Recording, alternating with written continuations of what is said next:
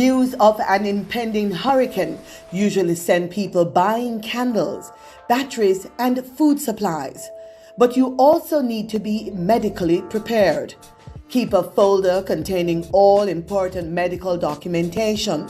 Store at least 2 weeks of medical supplies specific to your family's needs, including medication, batteries for hearing aids, syringes, inhalers, bandages, and insulin. Be medically prepared.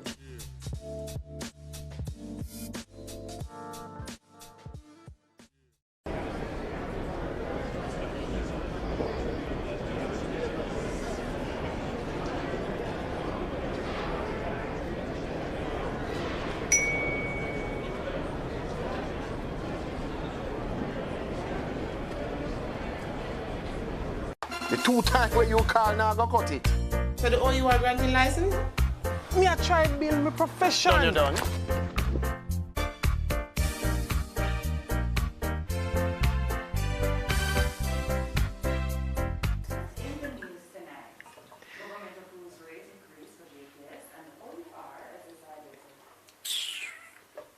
Useless. I can't the OUR you're talking about. Who else? They don't advocate for us. I'm always giving in to JPS while the rest of we are suffer. So who tell us that the OUR must only be looking out for we the consumers? Well, they certainly don't act like them care about we. Cardinal, they were never created to be an advocacy group, you know. That was never their mandate. I don't know where people get that from. They were created to be an impartial body to ensure the effective regulation of utilities. And that includes giving consideration to others besides us consumers. And I suppose those others include JPS. Cardell, the 2015 Electricity Act gives JPS the right under certain guidelines to apply to have their rates revised. And the OUR is obligated to give them fair consideration. You see, in the 25 years that OUR in existence, them put a lot of regulation in place. And that will protect the consumer, them, to make we get better service from the utility company. And to help keep down the cost. I know say it not feel like it's so, but friend, I saw it go for true. Then tell me this, Trixie. If everything's so good, how come so much complaints out there everywhere you turn? Things not perfect, but them better. Look here, you can imagine if all of them complaints upon the talk show radio and social media, they went to the OUR or the utility provider instead. Them can't investigate if them don't get no formal complaint made to them. You remember when JPSC cut off everybody like at the community just because of electricity theft? Oh, yes. Who you think harder for put on back the light? OUR. Yes, girl, the OUR. Because there were law-abiding, bill-paying customers in the community who were affected. Remember, ask you this. You know what percentage of consumers sent in appeal last year? I wish I would stay from know that. 7%. 7! Come on, man. And a majority of them were satisfied with the outcome. We just have to change how we do things. Talk it, yeah. Post it, but lodge to where we can get the help. The utilities first, then the OUR if the matter is not resolved to your satisfaction. OUR is not just for us, it is for everybody. You can't say anything you want to say. Try this, tell me what you think.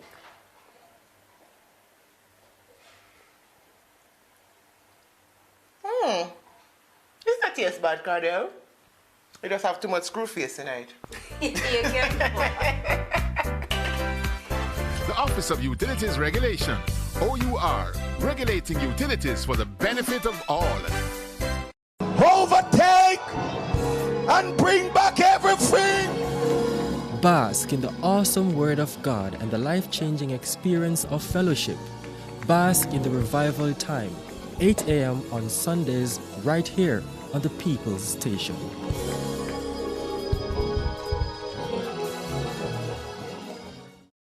It was rough. Every time the rain fall, the whole place wet up. I have to put the kids' them book in a bag until the place dry out. Ah boy, I couldn't afford a new roof.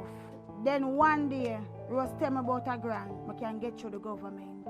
So I sent a letter to the ministry telling them wagwan, The officers came, them do them inspection, where I was able to go to the hardware store, get the supply so my roof could have been fixed. I don't think I ever see my kids them smile so much yet. That means everything to me. I tell everybody about the grant. The Ministry of Economic, Growth and Job Creation make my life better. They make a big difference to me and my family.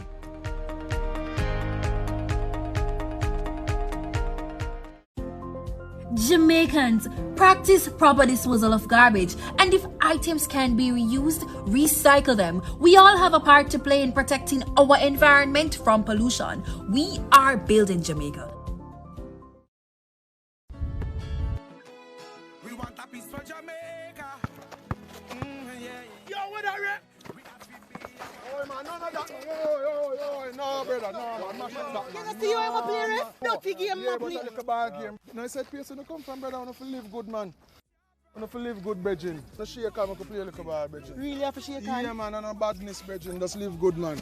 That's it. Come together and make the violence done. Do your part to prevent mosquito breeding. Mosquitoes will breed in any container that holds water. Tightly cover water storage containers such as drums, barrels, buckets and tanks. If this cannot be done, pour cooking oil on the water surface. Punch holes in all tins, plastics and beverage boxes to prevent the collection of water before disposal. Cover all tires or fill with dirt to prevent water collection. Scrub all vases once per week to remove mosquito eggs. Use mosquito repellents to protect yourself from mosquito bites. Dispose of garbage properly by placing in plastic bags and securing properly to prevent water collection. A message from the Ministry of Health and Wellness.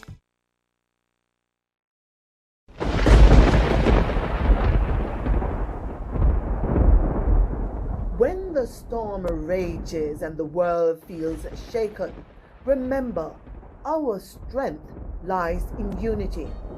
It's in coming together, sharing hope, and standing shoulder to shoulder that we find resilience. Every act of kindness, every word of encouragement builds a brighter tomorrow. We are stronger as one. Our courage, compassion, and hope will light the way forward. Together we rise. Together we rebuild, because hope is never lost when we stand united, because we are stronger together.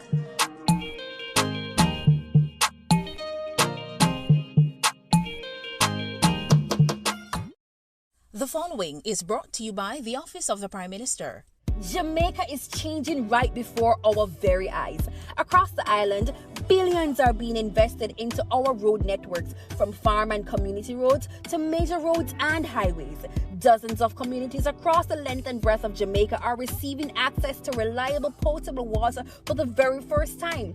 And thousands of Jamaicans have become homeowners thanks to the historic shifts in policies of the National Housing Trust, making it easier for Jamaicans to receive funding. Not to mention the record number of houses being built. Never dreamed you would own a home? No matter your circumstance, home ownership is possible for you, thanks to the government's new social housing program, specially designed to meet the needs of poor Jamaicans at no cost to them. We are building Jamaica. The proceeding was brought to you by the Office of the Prime Minister. Welcome to Island Life Jamaica. Experience paradise like never before. From our nation's rhythm to the tranquil shores of our beaches. Discover the real Jamaica through the eyes of those who call it home. Island Life Jamaica, where every story is as beautiful as the island itself.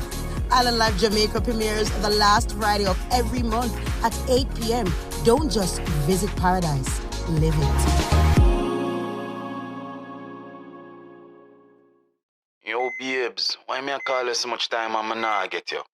Sorry me lick you again yesterday. Yo, me know me mess up, but I can't wear them something there road and I expect me to react. I know me jealous and fool and easy to lose my temper, but call me back here. Still not get tired. Hey, girl, think me have to call your phone? You know who you are deal with?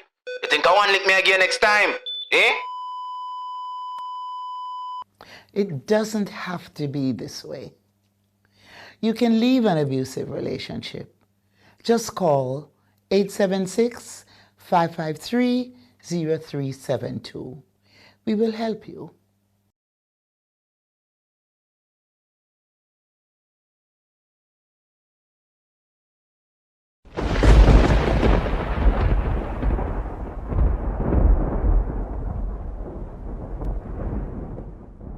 The hurricane season runs from June 1 through November 30. It normally peaks between August and October. Be prepared. Do not park your vehicles under trees, power lines, or low-lying areas. If you can, fill the gas tank of your vehicle and make sure your spare tire is in good condition. Keep a small emergency kit with food, water, and medication in your car in case you are stranded. Do not take a chance and drive through floodwaters. Even 6 inches can be dangerous. Do not drive around barricades put up on roadways. Pay close attention to advisories about closed roadways and bridges. Avoid driving on bridges that are over fast-moving water. Monitor your radio or television for weather updates and instructions. Be prepared. Jamaicans, practice proper disposal of garbage, and if items can be reused, recycle them. We all have a part to play in protecting our environment from pollution. We are building Jamaica. Good things are happening in Jamaica. Our unemployment remains the lowest it has ever been, which means more Jamaicans are working and can provide for themselves and their families. Your government is building Jamaica. What is the role of a backbencher in government? I'm glad you asked. They're members of parliament who are not appointed to cabinet. So they sit in the back of the legislature and they apply pressure. They examine what government legislates, participate in parliament debates, raise issues and advocate and question chamber when things don't look straight. Backbenchers represent the constituents in parliament. Backbenchers oversee the interests of citizens, you and me. But how can they be agents of government accountability after them no hold no portfolio? And them and a minister? No. So then how can they facilitate government transparency? And the next thing, them on a front bencher. So how them affect me? You see, a lot of work is in committees. So these portfolio-free MPs with less dire responsibilities are more accessible to you and me. So they help with policy, but it helps if we engage them, you see. So they're not just in the back benches, but on the ground, in the trenches. Though in the back of parliament, we're at the front of their cause. So pause. Find your backbencher at jampja.org.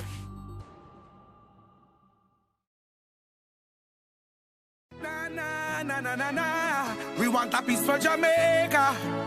Yeah. We have to be our brother's keeper.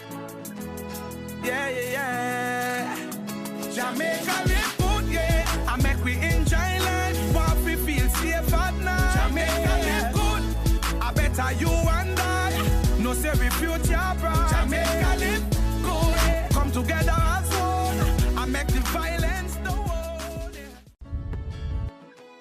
We want a peace for Jamaica. Yo, what are you?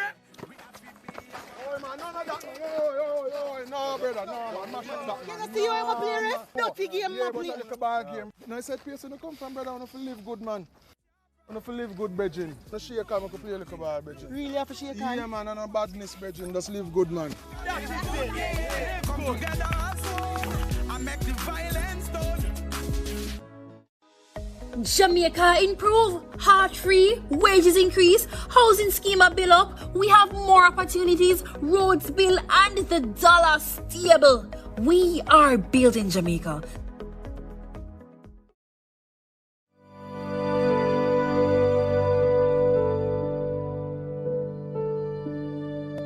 I'm not allowed to speak for myself.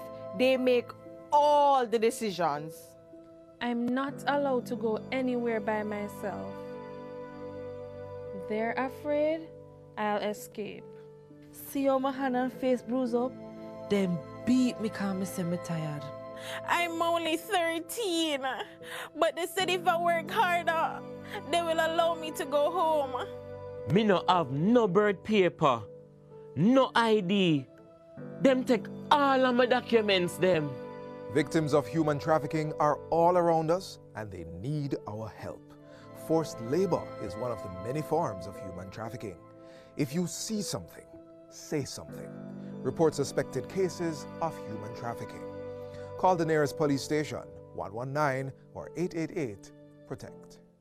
Dengue is ordinarily a mild disease. Persons may get a fever, headache, joint and muscle pains. The illness is often resolved through rest and adequate hydration along with paracetamol to treat the accompanying fever. However, on occasions the illness can progress to severe dengue, which can result in organ failure, bleeding and severe fluid depletion that can lead to shock and even death. Therefore, it is important for persons who are experiencing fever, vomiting, severe abdominal pain, bleeding under the skin, feeling very weak, or getting confused to seek immediate attention. Let us work together to protect ourselves against dengue. It was rough. Every time the rain fall, the whole place wet up. I have to put the kids' them book in a bag until the place dry out. Ah boy, I couldn't afford a new roof. Then one day, Ross tell me about a grant I can get through the government. So I sent a letter to the ministry telling them wagwan. The officers came, them do them inspection where I was able to go to the hardware store, get the supply so my roof could have been fixed. I don't think I ever see my kids them smile so much yet. That means everything to me. I tell everybody about the grant. The Ministry of Economic, Growth and Job Creation make my life better. They make a big difference to me and my family.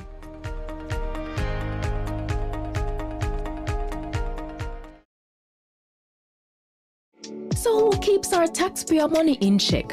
Well, the PAC and PAAC help watch over the country's budget. And one might sound like it just have an extra A, but they're way different. Here's how.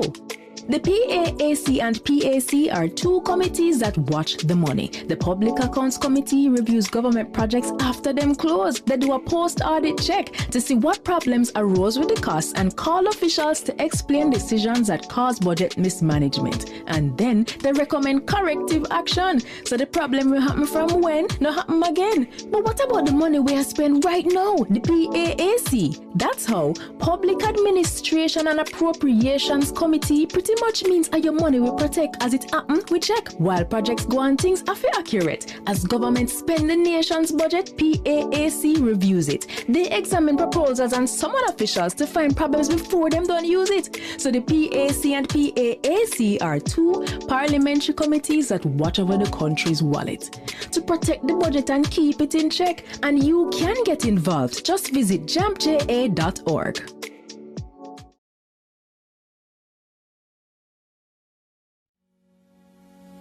PBCJ's Studio National is an excellent soundstage with a reputation for producing superior acoustics. Equipped with blue and green screens, it facilitates digital insertion of visual effects and exciting backgrounds in post-production. Studio National is the largest drive-in studio in the English-speaking Caribbean. Yes, you can actually drive a vehicle right onto the studio floor. With over 4,000 square feet of floor space, the studio can easily be transformed. It has hosted a wide variety of live and recorded productions, including Digital Rising Stars, Schools Challenge Quiz, gospel concerts, the TEF Tourism Debate Competition, and election night coverage.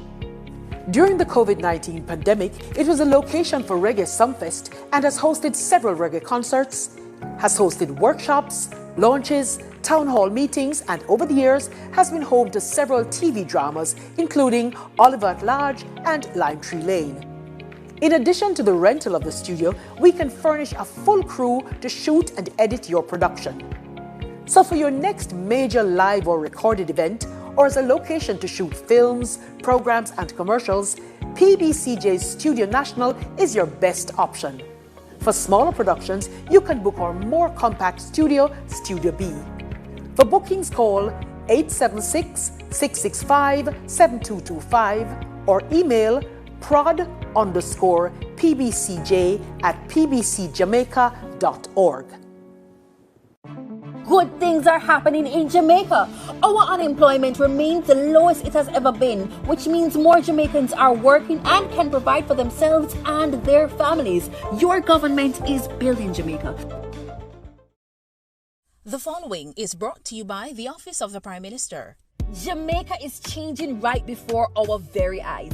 Across the island, billions are being invested into our road networks, from farm and community roads to major roads and highways.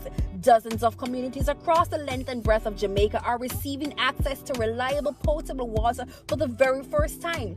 And thousands of Jamaicans have become homeowners thanks to the historic shifts in policies of the National Housing Trust, making it easier for Jamaicans to receive funding. Not to mention the record number of houses being built. Never dreamed you would own a home? No matter your circumstance, home ownership is possible for you, thanks to the government's new social housing program specially designed to meet the needs of poor Jamaicans at no cost to them.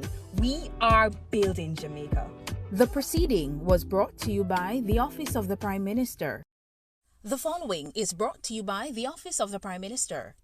Your government is empowering you through education, training, and development. That is why we have removed all fees for every Jamaican accessing training through the Heart NSTA Trust. So, whatever you desire training in, food and hospitality, beauty and cosmetology, housekeeping and hotel management, welding, carpentry, masonry, or any of the dozens of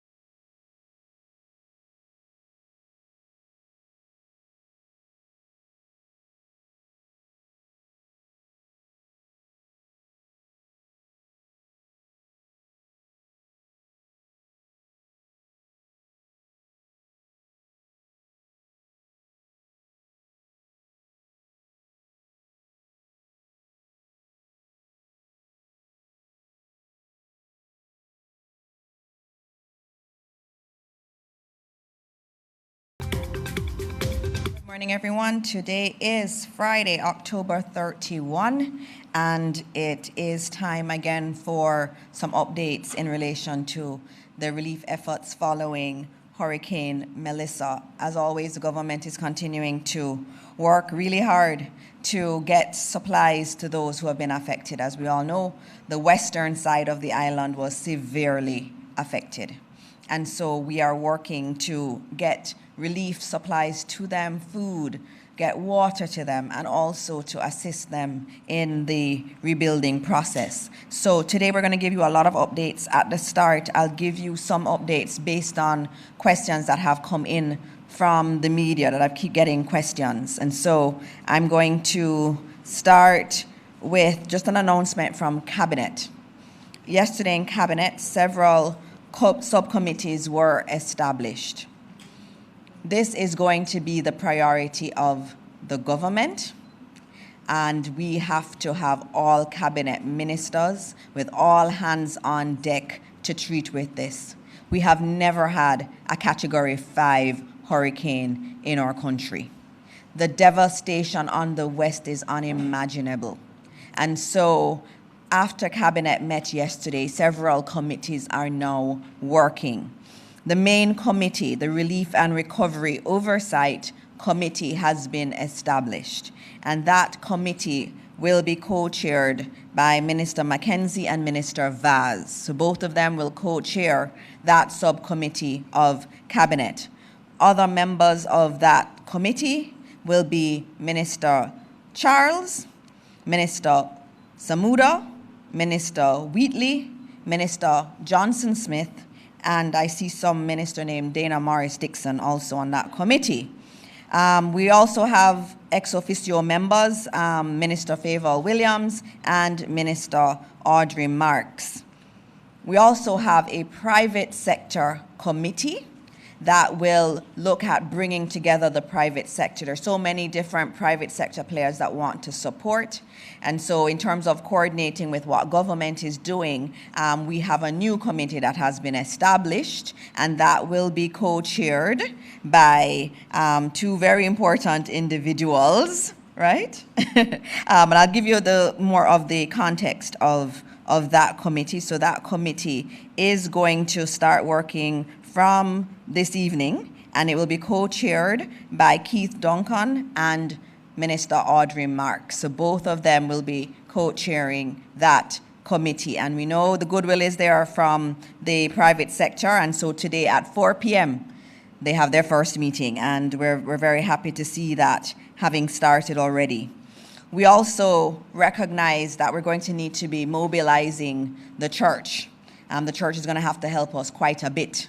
And so Minister Grange has been tasked with that job. We also know there are many individuals who are not hearing from their families because of the communication break. And so Minister Montague has been asked to put together a plan to help families who have not been able to locate their family members to get them information. And so you'll get more information on that. As I'm saying that, I should note that I spoke to Flo this morning, Minister Vaz, and they were saying that they have charging devices that are taking into the West, because the reality is that for many of our citizens there, they would have lost electricity. Their phones would have died. They have no way to charge it. And so Flo has indicated that they're going in with charging devices so that people can charge their phones and they can get some signal. We're also working today to get into at least the police stations, getting them Starlink as best as possible, and also getting them some fuel too, so that we can, and generators, so that communities and members of the community can go to the police station. So that is being worked through. So between today and tomorrow, we'll have that mobilized, and Minister Montague is going to be the one leading on that. Now let me go back to some of the other key updates that have been requested. We have a request in relation to the roads.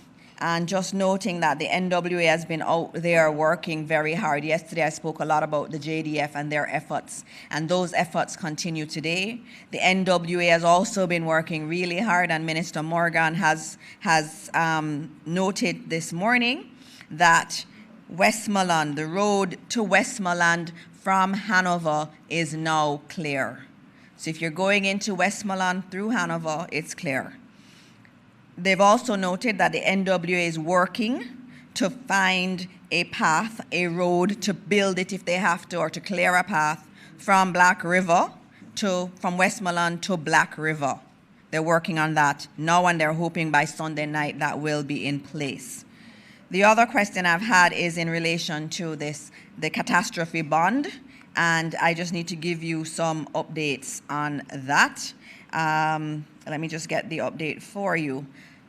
The catastrophe bond and the other insurance policies that we have as a country, which are an important part of our resilience framework, those have been triggered. All right, so they've been triggered. Over the next few weeks, we'll get more details into what the payout is and all of that, but they have been triggered, and as the info comes, you will get it. But what's important to note is that we're not dependent on the insurance payouts, because we do have readily available as a part of the contingencies fund, which we budget for every single year. We have $5.3 billion in that. And in our disaster risk fund, our national disaster risk fund, we also have another $1 billion Jamaican, these are Jamaican dollars, that is ready to be mobilized. And so please rest assured that the government has some access to immediate funds. Having said that, obviously all the support we can get from our partners is important, because a Category 5 that destroys entire parishes, the funds we have will never be enough to do the restoration and even to do the relief work right now. And so we want to thank our partners who are working with us. And today in the audience, we have Jem with us. And I know Minister McKenzie will speak about them and the important role that they play in all of this. So Jem, I want to thank you for being here. I know after Hurricane Beryl, you were absolutely central to helping us in the communities that were affected, and you did a phenomenal job then. And I'm so happy that you're again committing to do work here after this really, really horrible disaster. And so you're one of many that's supporting us, and we want to say thank you on behalf of the people of Jamaica. We also have many others who have come in, many NGOs, many governments are offering assistance, and we thank all of them. Also want to note, this is something people have been asking about, relief, and Minister Vaz will give you some more on it. A consortium of organizations with expertise in disaster relief and recovery arrived in Kingston yesterday, and they're connected with the Jamaica Defense Force, and we're very happy to report that we have, the operations have capacity for heavy air ambulance services, Medicorps. We also have some nonprofit organizations that have experience in disaster management. And so all of them are working with the JDF's emergency response team. In terms of the Prime Minister has been out looking at the damage and coordinating all of his ministers. Yesterday, the Prime Minister did Hanover and Westmoreland, and so today he will be, obviously dependent on the weather, doing Trelawney, Manchester, and St. James. The interior of the island also was very much affected, Minister Marks. I know in Manchester there is quite a bit of damage, and we're also hearing reports from Clarendon. And so the Prime Minister will be looking at those areas today. The members of the media had asked previously if they could travel with the Prime Minister on his helicopter. We weren't able to accommodate before, but today we will have 2 members of the media that will accompany the Prime Minister. And if we have access to other helicopters on the weekend, we will also extend it to other members of the media. The last thing I will speak on today, we've been asked about the death toll, and I know this is the one that breaks everybody's heart. Last night I would have reported that there were 19 confirmed deaths, 19 Jamaicans who lost their lives. And this morning, I've confirmed that that number has not changed. But we have reports that are quite credible of the potential of 4 bodies being in Westmoreland that need to be retrieved and 1 in St. Elizabeth. We do not count the numbers until the JCF has been able to go to the site and retrieve the body and confirm it. So we're still at 19 confirmed, but we do expect that that number will change today. And when the number changes, I will let you know. These are Jamaicans who we're so devastated to know that they have lost their lives. Every single life that is lost is a huge tragedy. And so I know that these numbers are distressing, but know that we're doing our best to retrieve the bodies and provide support to those families that need it. In the press conference today, you're going to hear about other relief efforts that we are doing, and we have to work quickly because we want to also save lives. That's also a part of what we are doing here and in terms of the relief efforts. And so that is the death toll, and I ask for everybody to just pray for those who are in these affected areas. Pray for those families who've lost their loved ones. It is never easy to lose a loved one, but to lose a loved one and also to be in this state where all around you is devastation is even harder. And so we will give you more updates as we get them. But now I'm going to move to my ministers. And today I have many ministers with me. I have Minister McKenzie, I have Minister Vaz, I have Minister Charles, I have Minister Marks in the room also, and I have several senators. I have Minister Abka Fitz-Henley, and I have Senator Keith Duncan here in the audience with me, and I have the chair of ODPEM, Mr. Sweeney, is here also. And so I'm going to move to the updates. Minister Vaz, new co-chair of the new committee, I'll have you go first, and then we will hear from Minister Charles in relation to the relief efforts.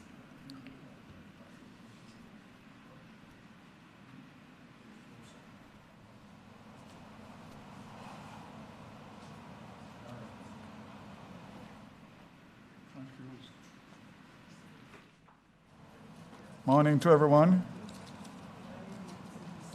Let me first of all indicate that I am honored and privileged to be asked to co-chair this committee with my colleague Desmond McKenzie. I don't know what we did to deserve this, but we have to work hard and to make it happen, along with my colleague ministers on the Relief and Recovery Committee charged on behalf of the government to coordinate this awesome task, and to say that I will give it my all. So let's start today with Petrojam. And Petrojam loading facilities, as I indicated, sustained no major damage, and integrity assessments confirmed they are safe. Loading of tankers for island-wide delivery began at 6 a.m. today, ensuring that fuel distribution continues uninterrupted. I have a call with the marketing companies and all the fuel suppliers at 11:30 this morning to indicate to them and to coordinate with them through the National Works Agency and, most importantly, the police to allow to get these trailers or tankers into the western part of the island to fuel the gas stations, which are in some cases low and out of fuel. That will also go for alternative sources of fuel and LPG and whatever is required to keep the operations and the citizenry of these areas going. So I'm hoping that based on the roads being cleared or somewhat cleared, we'll be able to get fuel in, and of course the police will be asked to escort to get them in a timely manner as a matter of urgency. Flow and Digicel, as we know, they sustained major damage to their infrastructure, and we are looking at about Flow, 40% of its network is active. That's mostly in the corporate area, St. Thomas, Trelawney, and St. Andrew. And initial recovery is focused on urban centers outside the storm's direct impact zone, with phased restoration in less impacted areas. Mobile connectivity is currently 22%. 100,000 customers are utilizing Flow emergency services, with Starlink in areas where both networks are down. 31% of Digicel's mobile customers is online, with 24% of their sites running on generators. There was 69% of its fixed business customers, and half of the home internet users are now connected, with service gradually increases as commercial power returns.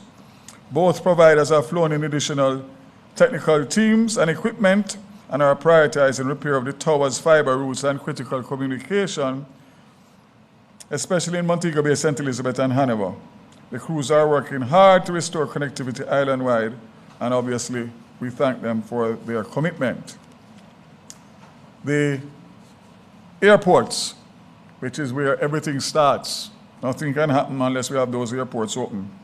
I'm happy to say again that Norman Manley International Airport accepted 13 cargo relief flights yesterday, and that does not include what relief came in on commercial airlines and also private airlines, which there were many. I'm happy to say that both commercial and relief operations continue at Norman Manley International Airport, and we are expecting in excess of 20 cargo flights coming in today. So I want to pause to say that the issue of the relief and the support that we have gotten is overwhelming, and we thank our partners all across the world, governments and charitable organizations, NGOs. But that's the easy part. The hard part is the logistics of getting this relief into these areas in the shortest possible time, which we are now pretty much out of time in terms of the desperation among the citizenry. Happy to announce that there are several helicopters on the way. Between 8 and 10 from the US government, and those are the big helicopters that have the ability to transfer and treat patients that may need underground treatment, plus, of course, be able to carry a lot of relief supplies. Not to mention that some of the charitable organizations that are here, the big ones, have their own assets, private helicopters, and I suspect that by end of today, we will probably have about 6 or 7 of those. What we will do with that is to coordinate between the JDF, who will be overall in charge of the flight operations of those helicopters, and of course, the non-government organizations who are anxious to get out there, and of course, the government's response through Ministry of Labor and Social Security and other arms of government to make sure that we have a smooth logistics trying to get into as many communities as possible at the same time or in succession. So I would say to all of those persons who are still out there waiting and looking up in the sky, that you will start to see movements today, and you're going to hear a lot of activity, and I'm sure that that will make you feel better once you see it, because you probably are feeling that you are forgotten. You are not forgotten, and you will never be forgotten. So Montego Bay Airport had a lot more damage as it got St. James, got close to a direct hit, and I'm pleased to say that we are, we are taking flights, relief flights in Montego Bay now for 2 days, and finally and thankfully, 7 o'clock tomorrow morning, MBJ will open for commercial passengers. What does that do? That allows us to get out all of the persons, the tourists especially, who are here and need to get out, and also more access for commercial and relief supplies, persons who want to come back in to help and persons who want to go out. We will be operating out of 3 airports for relief and commercial flights. the 3 international airports. Ian Fleming International Airport, Montego Bay tomorrow, and of course, Norman Manley, which was back up and running. So, also want to say that Starlink headquarters is on the way here now, and there is quite a number of Starlink offers from charitable organizations within the US, and of course, we look forward to meeting with them to see what they can do for us in terms of getting the police stations and all the essential services up and running. On top of which, the Universal Service Fund has over 120 community Wi-Fis across Jamaica. We're going to use Starlink to get them back up so persons in communities that have been affected can get service, free service, to be able to communicate with their loved ones and, of course, throughout the challenging time of the recovery effort. Happy to say that Minister Dixon mentioned it about international companies with disaster logistics experience. Well, we are thankful that we have 2 offers locally that I want to specially mention. The Honorable Danville Walker, OJ, who was made in charge of the ONR, Office of National Reconstruction, after Hurricane Ivan in 2004, 21 years ago. And he was given an OJ, Order of Jamaica, one of the highest honors for his work there. And he is going to come on stream full-time for the Cabinet Subcommittee to be able to liaison between the government apparatus and, of course, our private sector partners, etc. The other one is the outgoing or former UK High Commissioner, Asif Ahmad, who also was given an honor in his home country of the UK after being in, I think it was the Philippines or Thailand, one of those countries that had a major typhoon, and he was at the head of the relief and recovery. He's now based in UK after leaving Jamaica's shores, but he has assured us that he will be here next week to assist us in whichever way. I want to thank both of them, and we look forward to the expertise. But I want to go one step further. This government and this committee will never ever say that we know everything. As a matter of fact, in most cases we know, for me in particular, I have no expertise in this other than a little common sense, which is not very common. However, I can say that we will not feel that we are so important and so powerful because of our ministerial position, our member of parliament, our cabinet. We will seek and put together the finest team of local and international disaster logistic experts to carry us through this quicker, faster, and better. So I want to reassure the country that under the leadership of this committee, co-chaired by Minister McKenzie and myself, we are open to all and every advice, all and every resource, all and every prayer, and whatever else comes with it. We know the responsibility that we have, and we will make sure to deliver on the confidence that the Prime Minister has placed in us. Tolls remain open. Disturbing reports about extortion and charges on the toll, but more so the fact that there's a safety concern that I want to raise.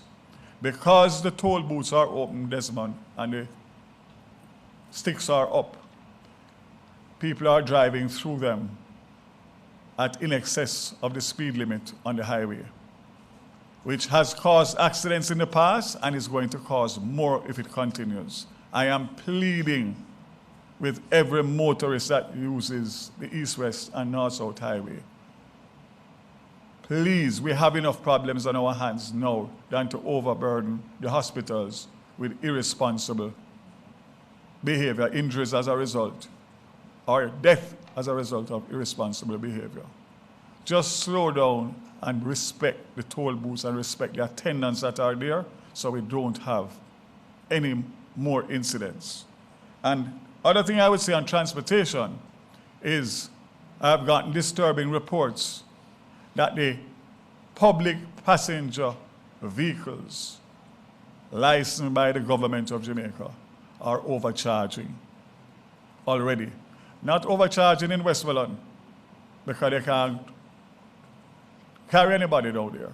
Right here in Kingston and St. Andrews, Spanish Town, Portmore, St. Mary, all of the areas that are unaffected, they are overcharging, in some cases, 50 to 100%.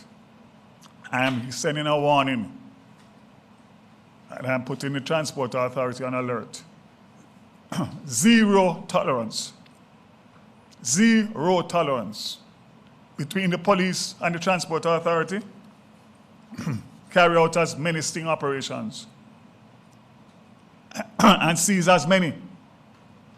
The more the merrier, because one thing we're not going to accept in this disaster is unconscionable behavior. So today JUTC ran out 168 regular JUTC buses, 21 premium, 3 rural express, and 7 disaster relief. I want to make it clear that JUTC stands ready and will continue to transport essential workers into the disaster zone. The JDF already contacted me this morning. We're moving some soldiers down along with their apparatus. Thank you.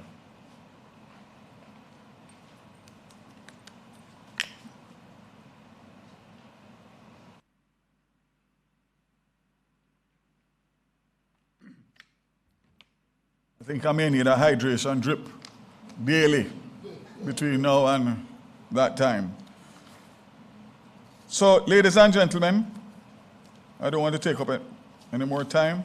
I know my other colleagues are here, but to say to you again that the move by the government to establish these committees is a move in the right and positive direction. JPS, finally. Importantly, better late than never, eh? Over the last 24 hours, this is an 8 a.m. response. And I had words with the president of JPS on coming here and told him that as of today, he's to revert back to the Beryl way of reporting. The communication that is coming out is not enough. Not enough to me, and it's not enough to those who are affected. So it's not only the amount of people who have been restored. It's how many more are to be restored and what is the projection for them to be restored. So even in Kingston and St. Andrews, right in and around where we are, there are people with no light. All they want to know so that they can plan their business is what is the issue and when is it expected. He told me that Kingston and St. Andrews, he's expecting the entire Kingston and St. Andrews to be back up by Sunday. I told him that's not good enough. He needs to publish, as they used to do on their social media and through their communication network, exactly where we are every day, which communities can expect, and when. So let me just give you a quick one, because this is so important. 27,000 customers in the parishes of Kingston, St. Andrews, St. Thomas, St. Catherine. Kingston and St. Andrews will be restored 90% by Sunday, November 2nd. St. Thomas, 90% restored by midnight Sunday. St. Catherine, 75% restored by midnight Sunday, November 2nd. So we still want to hear about St. Mary and Portland and the others. The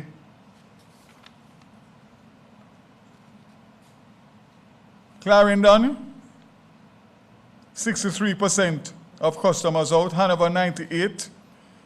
KSA North, 26. KSA South, 4%. Manchester, 99%. Portland, 83%. Portmore, 64%. St. Anne, 99%. St. Catherine, 48%. St. Elizabeth, 99%. St. James, 99%. St. Mary, 99%. St. Thomas, 10%. Trelawney, 99%. Westmoreland, 99%. 66, an average of 66. And 462,000 out of 700,000 customers. So I commit to all the customers of the JPS that as of today you'll be getting more detailed information, and you have my commitment that we will stay on them until such time as full restoration in the unaffected areas and a plan, comprehensive plan for the affected areas within the next few days after the assessments have been completed. Again, let us take time to continue to pray for our brothers and sisters in the West, and every opportunity that you get a quiet moment, I encourage you to do that, because only that will take us through this crisis. God bless Jamaica, and God bless you. Thank you, Minister. Thank you, Minister Vaz, for your update, and I know that they are much appreciated, and I can tell you Minister Vaz is not stopping to work. I saw him sending messages all through the night, and so thank you, Minister Vaz. Thanks to the entire team for the work that they are doing. I believe we now have the update from the NWC. Usually you'd get that from Minister Matthew Samuda, but this morning you are not going to be hearing from him. You will get Mr. Delano Williams, the acting corporate public relations manager at the NWC, to do a quick update on where we are in terms of restoring water to households.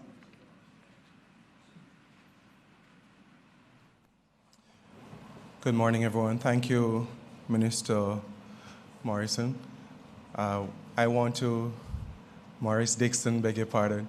I want to, again, just remind us of the tremendous task that we have, but more so also just a tremendous responsibility as collective Jamaicans in our response at this time.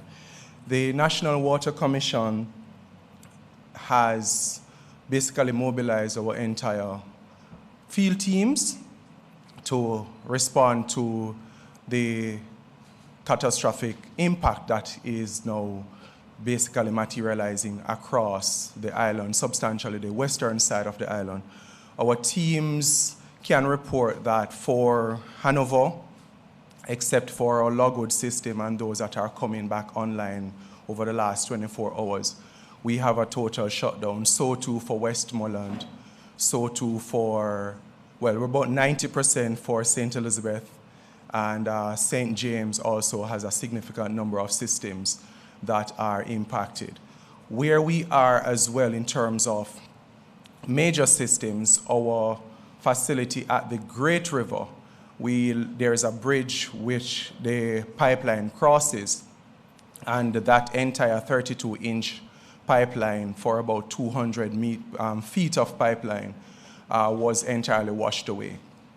So as we speak, there is an emergency response where our contractor is now reinstalling that pipeline in order to facilitate water supply distribution into St. James, sections of Hanover, substantially.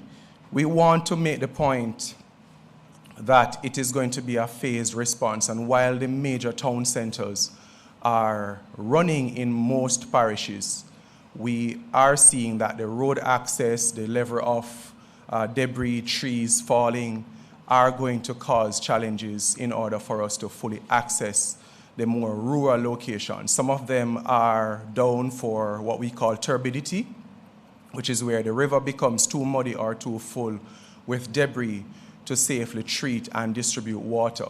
There are also other locations where the power is out and it will take some time, as per the JPSCO's own work schedule, for us to be able to restart operations.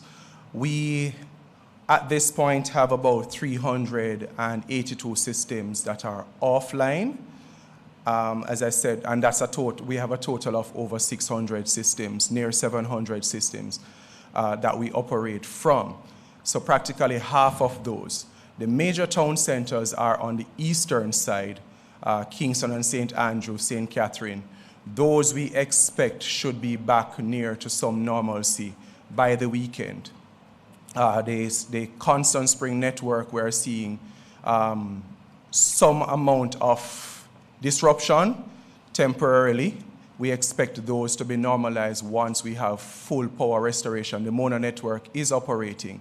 But what I want to leave with us is that we are, in fact, mobilizing generators to the key sites, Martha Brae, the Logwood system coming east into St. Anne, our Bogue system going all the way out to Portland. Similarly, in the Black River area, Westmoreland area, we're targeting the placement of the generators to ensure the continuity of water supply.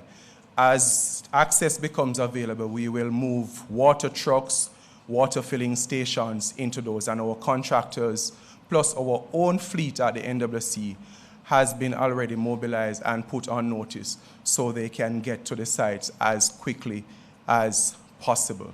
We maintain our communications through our WhatsApp channel. Our contact center is also available for persons who want to make reports or make queries on their restoration times.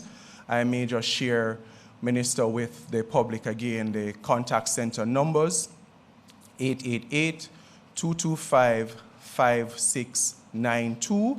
That's 888-225-5692 or 888-CALL NWC. And that allows you just to make your reports if your area is not yet restored, or to query as to what the restoration time ought to be. Pretty much, again, we just want to thank the public for what will be an exercise of patience in the areas where they do not yet have water, and we're looking forward to continuing the restoration process. Thank you.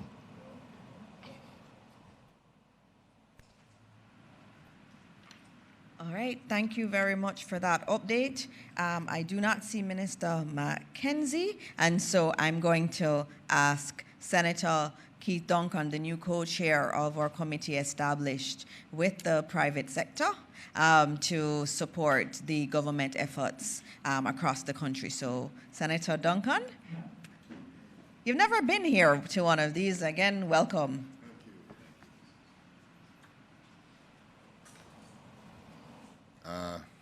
Good morning, ladies and gentlemen. Morning to the our Jamaican brothers and sisters out there. Jamaica has really faced a catastrophe. There are hundreds and thousands of our brothers and sisters out there that are suffering. And I was happy when the Prime Minister asked me to co-chair, happy to support this effort in terms of a coordinated and structured approach, because there's a lot of goodwill in the private sector. The private sector is very clear that they need to step up to the table. Meetings have already started along with other ministers in terms of addressing the immediate need in communities. I'm happy to work along with my co-chair, Minister Audrey Marks, in this regard.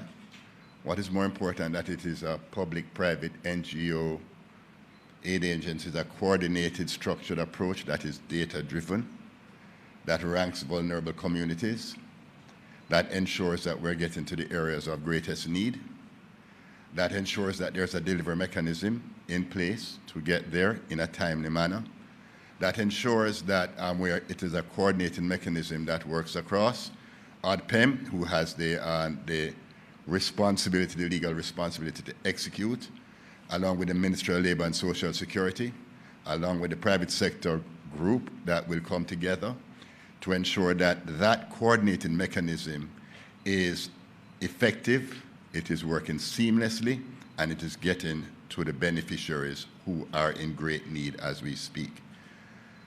So we are looking forward to working together around this in the spirit of partnership and ensuring that this mechanism works as effectively as possible. And therefore, we're meeting as private sector heads. I myself, being a former head of the private sector organization of Jamaica, we'll be meeting with the private sector heads from the Jamaica Manufacturers and Exporters Association this afternoon, along with, that is Catherine Silveira, the head of the PSOJ, Mr. Mitra Siaga, along with Mr. Emil Leiber from the Jamaica Chamber of Commerce, and we'll be looking to pull in business associations across the island into the effort in the different chambers of commerces, like in Westmoreland, St. Elizabeth, and all these areas, all this business community.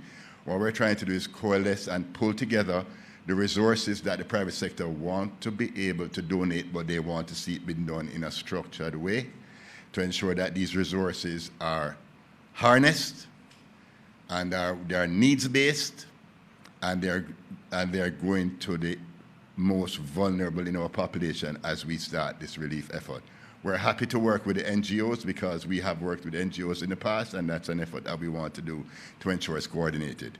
So while I really never signed up for a lot more work, more than the senator work, I'm willing to take this on at this point in time because I believe I can add some value in terms of pulling the actors together to ensure that we have the best response possible for Jamaica. Thank you very much. Thank you, Senator Duncan, for that. And again, we note that this is going to take the entire country working together to get us back. And so anywhere we can find the expertise, if it's Senator Duncan and the entire private sector, we know there's so many wonderful people in the private sector that want to support. And what we're doing is opening up that avenue. If some of you want to help me in my role, we're here for that too. And so we understand that there's expertise outside of government, and that's what we're trying to harness. And so we thank Senator Duncan for agreeing to chair that committee. And now we're going to be moving on to Minister McKenzie for his updates.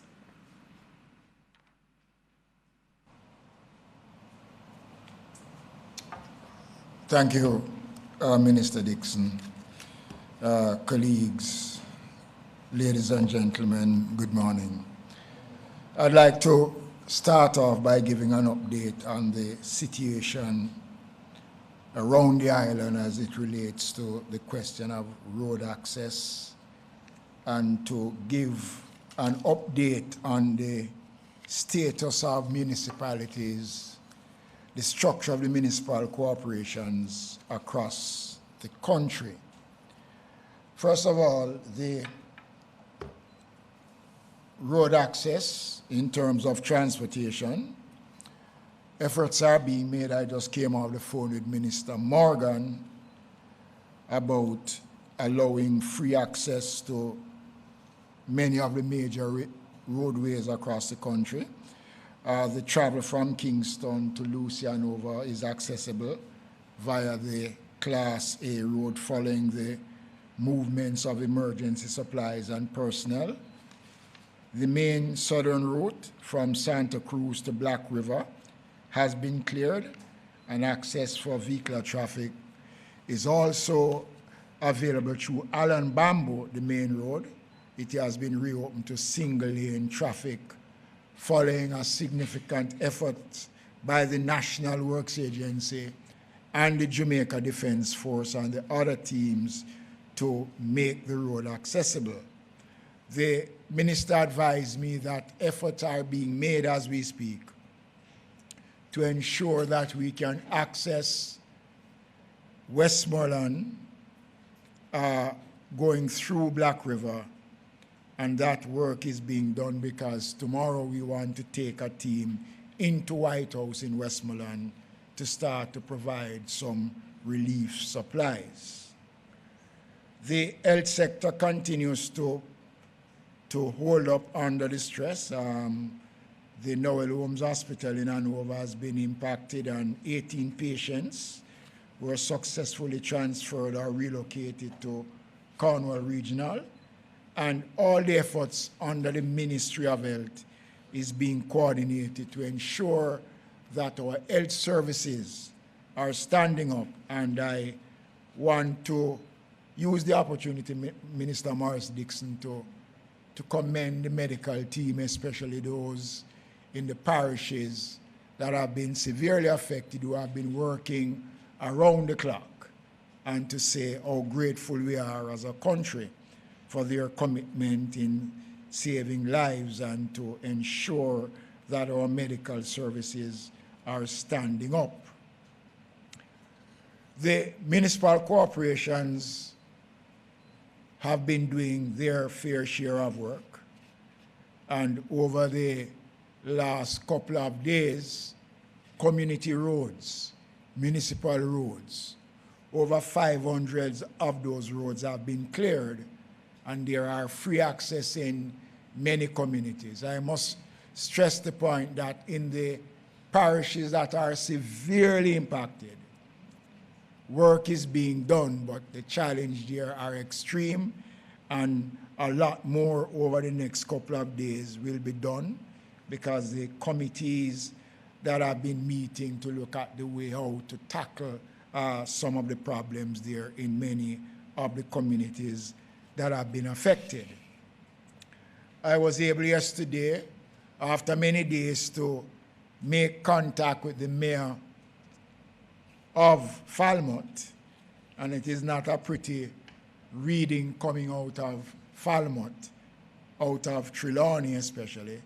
The municipal building has been destroyed, the infirmary destroyed, the roads and works department destroyed, the courthouse destroyed, the Falmouth market badly damaged, the poor relief office badly damaged, the disaster office badly damaged, the fire station badly damaged. Both markets in Falmouth has been severely impacted, and the drop-in center, which was used to house persons during the hurricane, has been flooded out and is not fit for purpose as I speak at this time.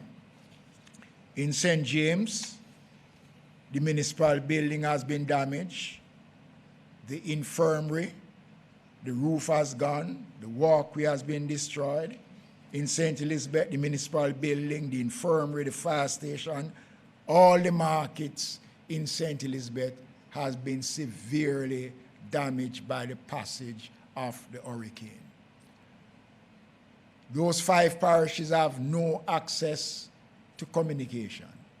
And one of the things that we are going to be doing as a part of ensuring that the municipalities and the mayors have some level of communication is that we'll be providing Starlink to all 5 parishes to allow them to have some level of communication with the wider Jamaica. The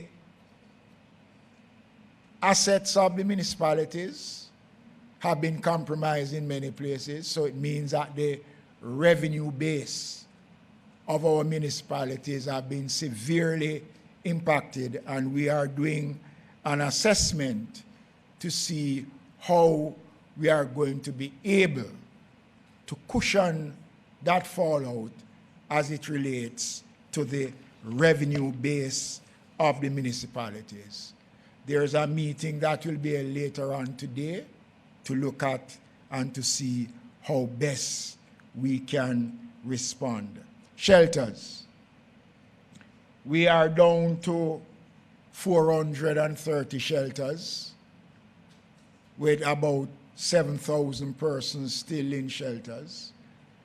But again, as I've been saying before, there are many communities that because of the conditions there, persons have generated shelters on their own.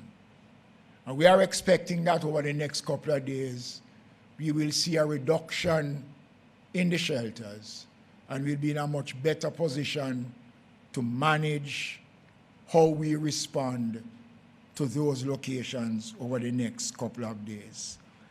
Ladies and gentlemen, it's important that the country understands that while I know that there are many persons who are anxious, who can't wait much longer, and we know that a lot of people want to get things done, but we have to ensure that our efforts are well coordinated. The Ministry of Labour and Social Security with Minister Charles, the Ministry of Local Government, the ARTPEM, Minister Vaz, and the team, that subcommittee that has been established by the Prime Minister, has been working overnight since the committee was established There have been several meetings, and we are well advanced. This morning, I am pleased to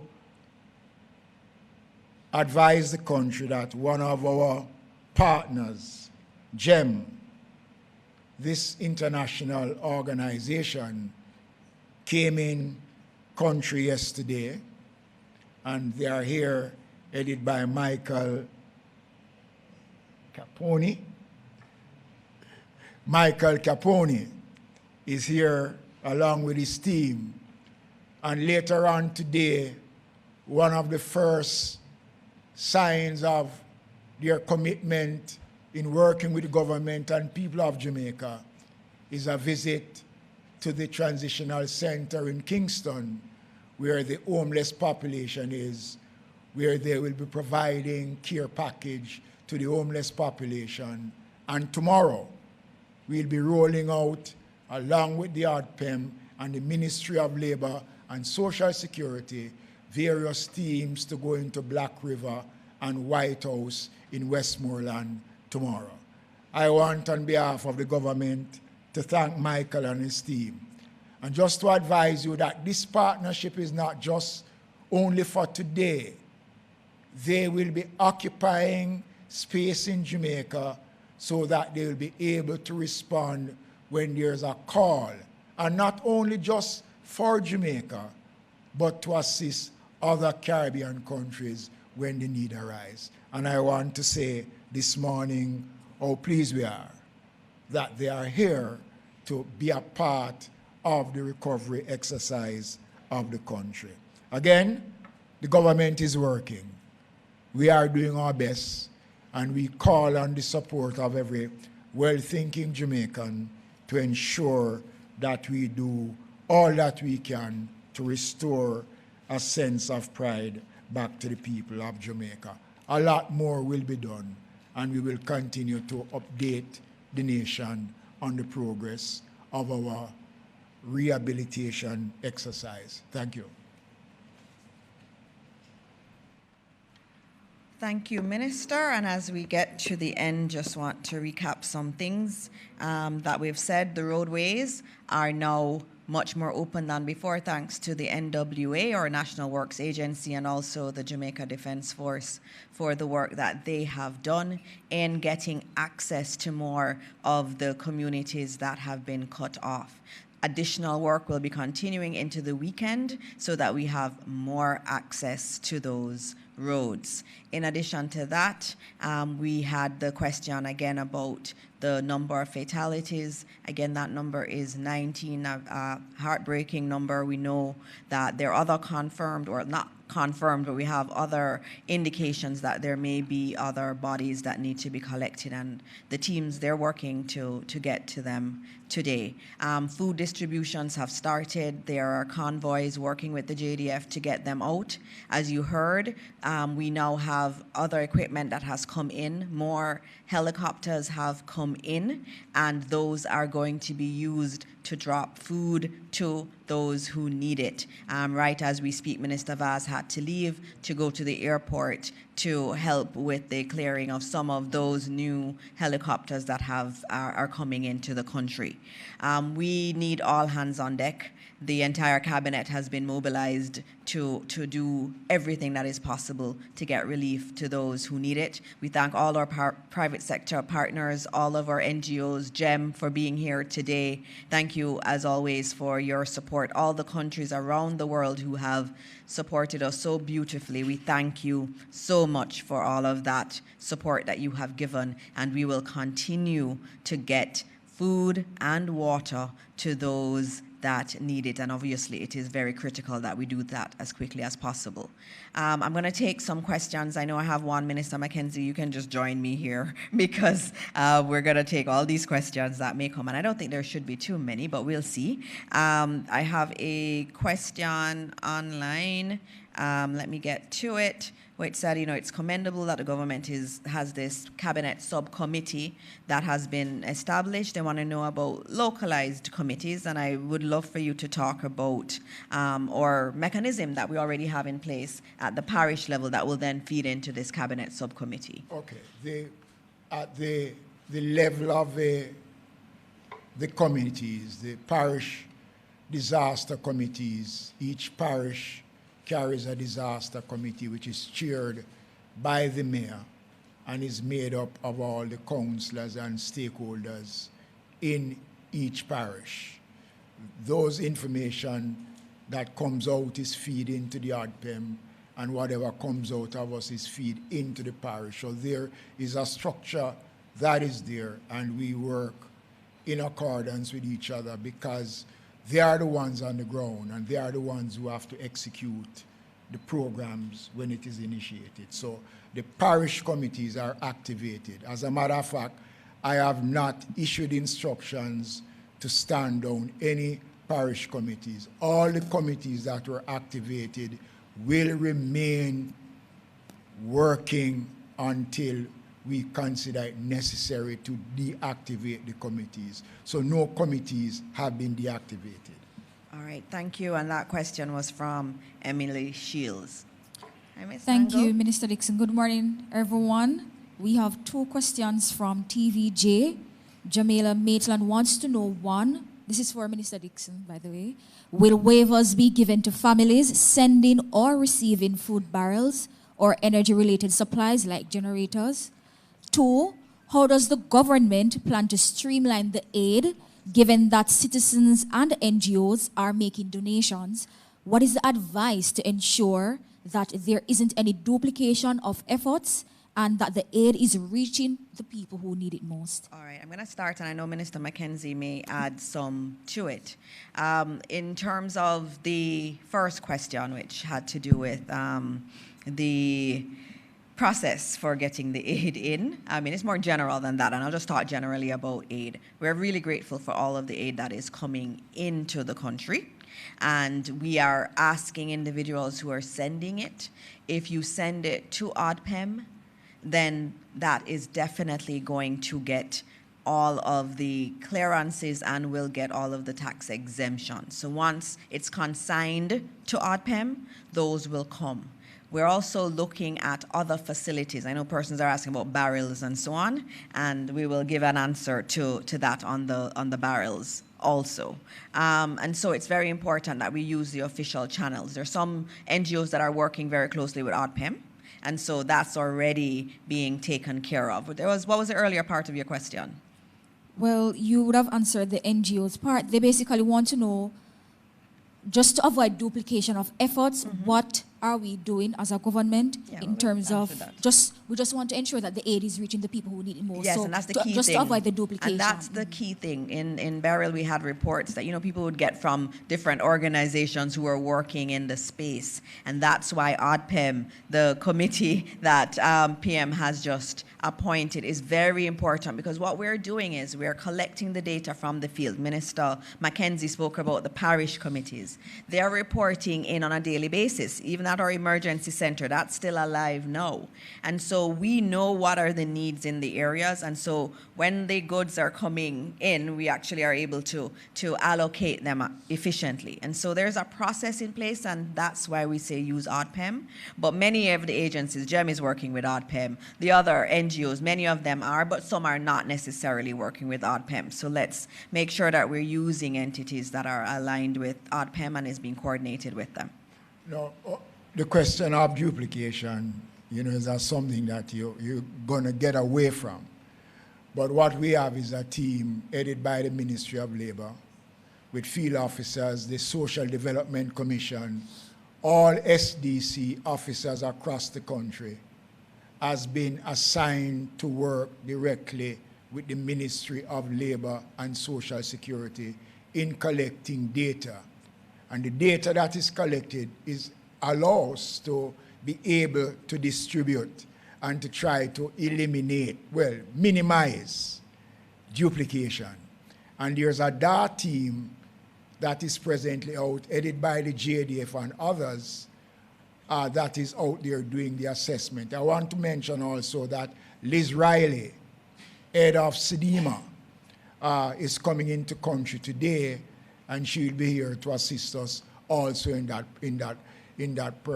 process. But to answer that question, duplication is going to be difficult. to cut out. And we will be using whatever methods we can. I know that some of our partners will have their own method of how they will handle their distribution. So we will work to try to see if we can minimize the question of duplication. When it comes on now to the rebuilding phase, now that is a different thing. And I remember the Prime Minister saying to Jamaicans before the hurricane came, one of the things you must try and do is protect your documents. So your passport, your ID, that is going to be a means of identification, and that is going to become critical. Morning, everyone. Mahiri Stewart, Nationwide News here. Question for the two ministers now. In terms of the amount of aid that we see coming into the country, as well as the amount of civilians across the country that are going into the western end to help, is there any fear that there may be, how do I say this, a problem in terms of traffic flow, in terms of too many persons going in at one time, and what's being done to manage the amount of persons going in so that the necessary things can get there in the necessary time? Well, let us put it this way. The government recognize that that is going to be possible, because a couple days ago, just trying to get into Island Bamboo, you had 4 lanes of traffic on a road that was only built for 2 lanes of traffic. So we understand that. The security forces have been briefed, and they are looking at the logistics around how this is going to operate. And over the next couple of days, you will see things that are rolling out that will speak to the steps that the government will be taking to ensure that we don't have a disaster on top of what exists now. So a proper system is being put in place by the security forces. And I'll just note, yesterday I had said, if you don't have to go into the areas, don't. And that's still the case. If you don't absolutely have to, we have a lot of convoys going in. Yesterday, our JDF teams were struggling because they were fighting with the traffic. In some areas, 4 lanes were created. And so we have to ensure that we give priority to the emergency services that are trying to get into the area. Now, I know how hard it is to know that you can't hear from your family and you want to go there. But as much as possible, let's try to keep the roads clear for those who need to get in. As we said, over the weekend, by the end of the weekend, we'll have some more roads open up, and so it will be much freer flow after that point. All right, and last 2 questions for NWC. The first one would be, just for clarity, in terms of turbidity and the issue that it poses on the water systems across the country, how does the NWC tackle the issue of turbidity in order to ensure that Jamaicans get clean water through their pipes? So that was one. What's the next one? Or it's 2? Yeah, I guess the second one would be similar to the question I asked earlier in terms of the trucking of water to the communities that don't have it. How successful are those efforts given the fact that we have so much traffic issues in terms of persons getting to the western end of the island? All right, thank you. So first and foremost, the matter of turbidity is one in terms of how we respond. We do test of the facility. We check the water that is coming in. Our process at the plant itself involves sterilization, clearing of any siltation that is there, flushing of the lines, retesting before we start distribution. Once the water leaves the plant, we also have strategic points along the network that we do checks. Notwithstanding, we do advise at a time like this that customers, if they observe any adverse whether it's smell or taste, discoloration of the water, that they then observe the Ministry of Health's best practices in terms of adding bleach to the water. The trucking process is one that is a case-by-case, area-by-area. Some locations, we will have to bring the truck to a central point. We know for right now the challenge is the road access, and so we are working with the security forces in terms of navigating areas such as the outskirts of Montego Bay, where we have to move trucks to and from the loading bays. So we're very, very similarly concerned, but it is one that we expect that the public will begin to appreciate the need that arises, and with the help of the security forces, we'll be able to navigate as best as we can. As I said, though, there are some spots where we will seek to remain as remote as possible in terms of taking the trucks into the locations and allowing persons to collect some water for their relief use. All right, thank you. Thank you for those questions. And before we leave, anytime any of our entities that are providing support show up for a press briefing, we always try to give them an opportunity to speak. And so the GEM team is here, and as I said, they do really fantastic work. I don't know, Minister, if you want to introduce them, but we do want to have a rep come and speak to us and tell Jamaica what you are doing.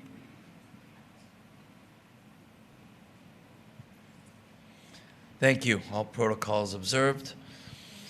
So we are a large international disaster agency that's operated in 74 countries now throughout the world, inside Gaza, in Ukraine, in war zones, in very complicated places. So we are extremely proud to be partnering with ODPEM and the government of Jamaica. We have a lot of experience in large-scale logistics. So in partnership with ODPEM now, we're working together in just amassing as much supplies as humanly possible from the whole world, including most United States and, especially South Florida, second largest diaspora region, New York City. So a lot of that stuff goes to different fire stations, different, everywhere around the United States. It gets funneled. It ends up at the GEM warehouse, a 60,000 square foot warehouse facility. We've had cargo planes come every single day. We'll keep that going.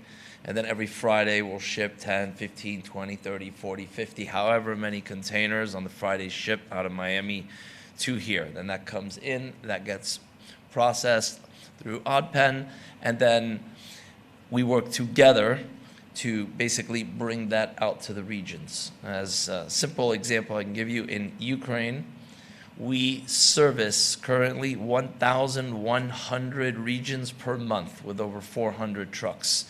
It takes a long time to get that system set up, but what you do is you set up one hub, one area, then you set up another hub in another area, you set up another hub in another area, and as soon as you have those community hubs, then you have a machine of basically aid flow that's continually going to all those hubs. So this is all under the direction of the government. We're just playing a role and part of it, and we're going to do our very best to assist as much as we can in this phase. And then the other phase, which is the second most important phase, but if not the most important phase, which will be the rebuilding. So our agency, in partnership with the National Commerce Bank, with IOM, we had repaired roughly 724 roofs last time around Treasure and Clarendon. This time, it's not 11,000 roofs that are going to be destroyed. It might be 50,000 roofs or more that are destroyed. So we're just going to have the same system scaled by 10. And that's basically what we're here to do. We're here for the long haul, and thank you.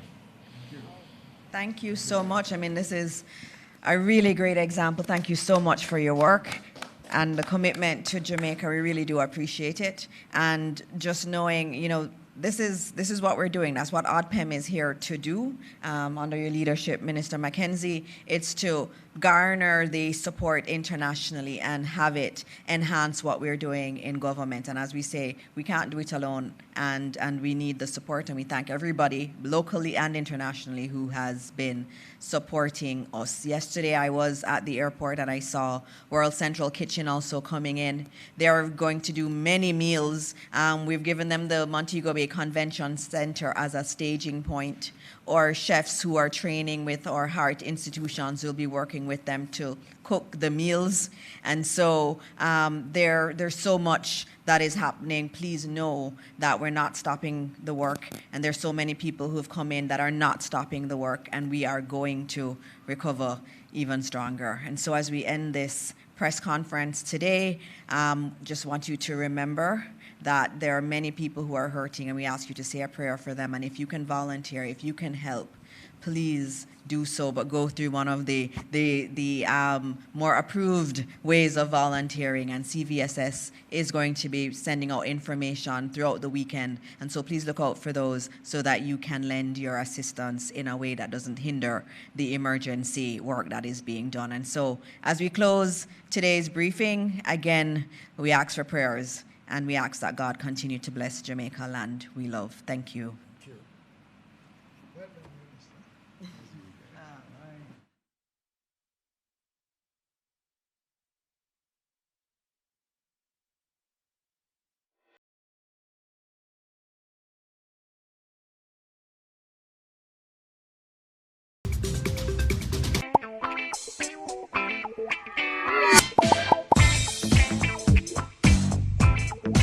Practice proper